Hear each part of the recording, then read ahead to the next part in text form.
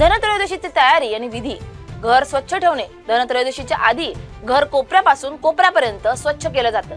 लक्ष्मी स्वच्छ, तेजस्वी आणि आनंदी घरात प्रवेश करते असं मानलं जातं. या मागे वैज्ञानिक कारण देखील आहे.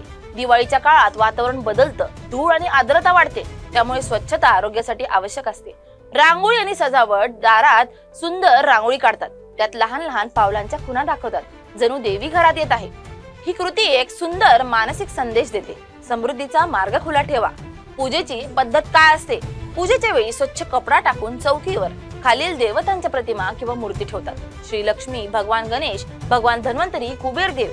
अर्पण काय करायचं? फुलं, तांदूळ, मिठाई, फळं, पान, सुपारी आणि नाणं ठेवतात आणि ओम धनदाय नमः आणि ओम श्री हिम क्लीम महालक्ष्मी नमः असा मंत्र म्हणत पूजा करतात. काही ठिकाणी गुळ आणि धने यांचा नैवेद्य देखील अर्पण केला जातो. हे आरोग्य आणि प्रतिकात्मक दोन्ही आहे. यमदीपदान. संध्याकाळी दक्षिण दिशेला एक विशेष तेलाचा दिवा लावला जातो.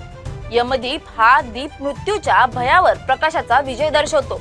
तो म्हणजे जीवनाचा सन्मान करण्याची आणि त्याचे रक्षण करण्याची प्रतिज्ञा. शुभ खरेदी कोणती मानली जाते? धनत्रयोदशीला काहीतरी नवं विकत घेणं अत्यंत शुभ मानलं जातं, कारण लोकांचा विश्वास आहे की या दिवशी घेतलेली वस्तू अनेक पटीने वाढते.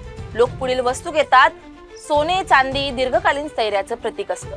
तांब्याची, पितळेची भांडी स्वयंपाकघर आणि आरोग्याशी संबंधित शुभता देते. झाडू दरिद्रता आणि नकारात्मकता झाडून टाकण्याचं प्रतीक असतं. इलेक्ट्रॉनिक्स वाहनं आधुनिक काळातील नवीन सुरुवात दर्शवतात. धनत्रयोदशीचा तात्विक अर्थ. धनत्रयोदशी म्हणजे केवळ खरेदीचा दिवस नाही, तो आपल्याला सांगतो की धनाचं मूळ आरोग्यात आहे, आरोग्याचं मूळ संतुलनात आहे आणि संतुलनाचं मूळ श्रद्धेत आहे. या दिवशी आपण केवळ संपत्ती नाही तर शुद्ध विचार, चांगलं आरोग्य आणि उज्ज्वल भविष्य यांचीही पूजा करतो. धनत्रयोदशी म्हणजे प्रकाशाने भरलेला तो क्षण जिथे अंधार, भीती आणि अभाव मागे राहतात. ही फक्त देवपूजेचा सण नाही तर एक स्मरण आहे की जीवनात संपत्ती, आरोग्य आणि श्रद्धा हे तीन एकत्र असतील तर दिवाळी प्रत्येक दिवस असेल.